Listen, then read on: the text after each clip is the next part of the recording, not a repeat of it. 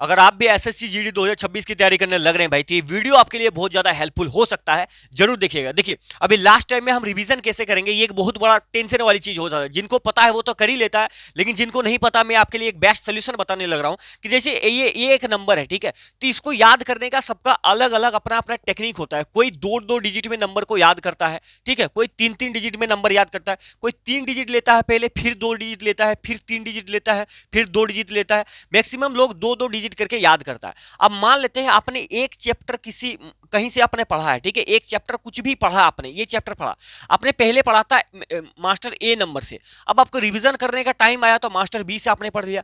तो इनके जो टेक्निक्स थे, आपने ये टेक्निक से पढ़ा होगा कुछ, अब जो पढ़ रहे थे दूसरा टेक्निक से पढ़ रहे हैं। हो सकता है कि इससे ये टेक्निक बेटर हो, लेकिन सब सवाल में वो टेक्निक बेटर नहीं होगा।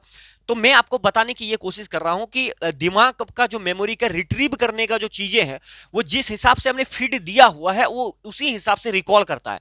जैसे इस नंबर को देखेंगे तो मैंने अगर दो दो डिजिट करके याद किया हुआ है, तो जब हमें ये इसे याद कर रहा होगा तो दो दो डिजिट करके अगर बाद में हम फिर से दिए होंगे तो जल्दी याद होगा। ना कि अगर मैंने पहली बार दो दो डिजिट करके याद किया है और बाद में फिर मैंने तीन तीन डिजिट करके याद कर लिया, तो अब जब रिकॉल करेंगे तो हो सकता है कि गड़बड़ी हो जाए। लेकिन अगर दो दो डिजिट करके ही हमने बार बार बार बार इनको फीड दिया हुआ दिमाग को, तो जब उसे हमें लाना होगा, कहीं पे जरूरत होगा, तो एक झटके में आ जाएगा। तो कोशिश ये कीजिए कि जो आप चीजें पढ़े हैं उसको 10 बार पढ़िए, ना कि एक चीजें को 10 अलग अलग जगह से पढ़िए। उम्मीद कर रहे बात समझ में आया होगा। धन्यवाद।